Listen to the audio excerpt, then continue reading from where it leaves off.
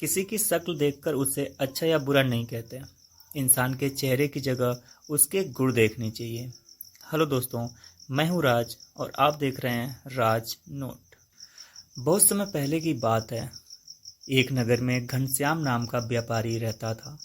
उसकी 3 बेटियां थीं, जिन्हें वो बहुत प्यार करता था। व्यापारी को अपनी सभी बेटियों की चिंता रहती थी, क्योंकि उसे व्यापार के लिए देश विदेश जाना पड़ता था। जब भी वो वापस आता था तो अपनी तीनों बेटियों के लिए कोई न कोई उपहार जरूर लाता था। तीनों में से सबसे छोटी बेटी का नाम था ब्यूटी, जो बहुत ही सुंदर थी। उसे हर कोई पसंद करता था। एक बार घनश्याम को व्यापार के सिलसिले में समुद्र के पार जाना पड़ा। लौटते समय एक बहुत बड़े तूफान के कारण उसका सारा कमाया हुआ धन समुद्र में डूब गया।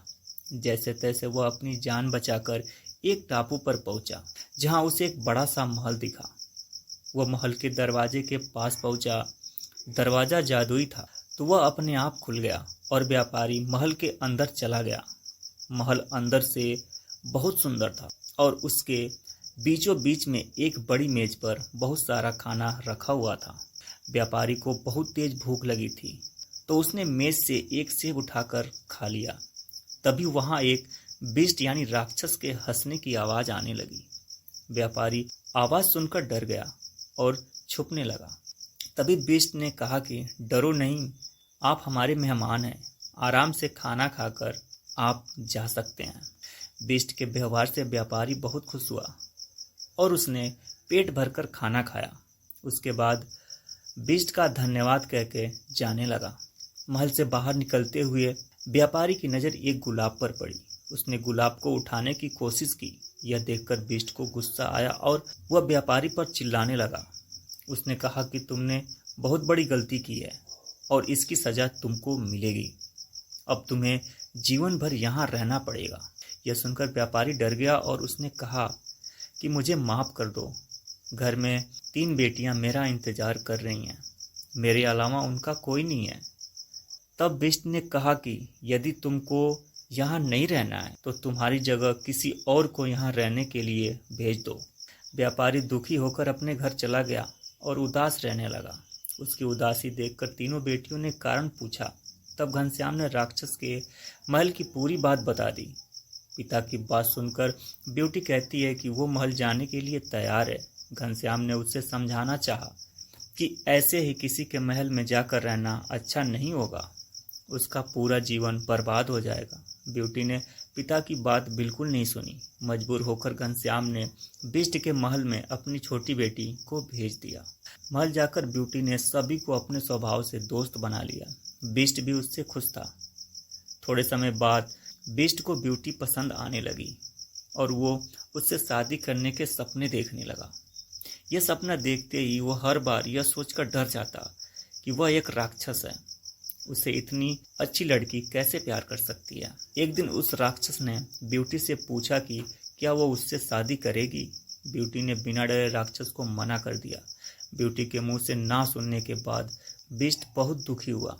राक्षस रोज ब्यूटी से शादी की बात करता और वह रोज मना कर देती। देखते ही देखते बिष्ट ने उसे अपने घर जाने की इजाजत दे दी। ब्यूटी बहुत खुश हुई। फिर राक्षस ने ब्यूटी को एक अंगूठी देते हुए कहा कि अगर तुम्हें कभी भी वापस आने का मन करे तो तुम इसे अपनी उंगली से उतार देना। ब्यूटी घर पहुंच गई और अपने परिवार के साथ खुशी से रहने लगी। 2 हफ्ते बाद उसे अचानक राक्षस की याद आई।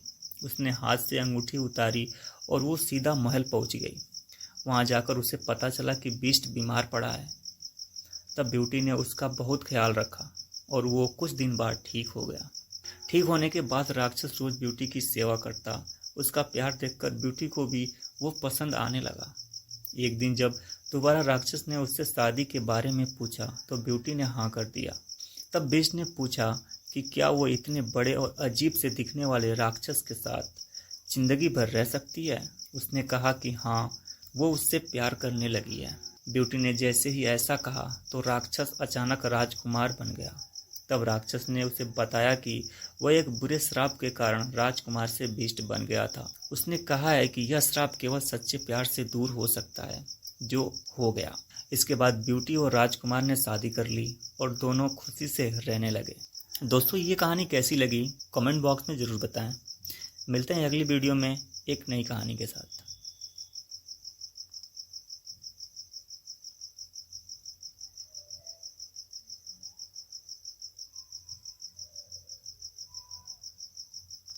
ये कहानी कैसी लगी कमेंट बॉक्स में ज़रूर बताएं। मिलते हैं अगली वीडियो में एक नई कहानी के साथ।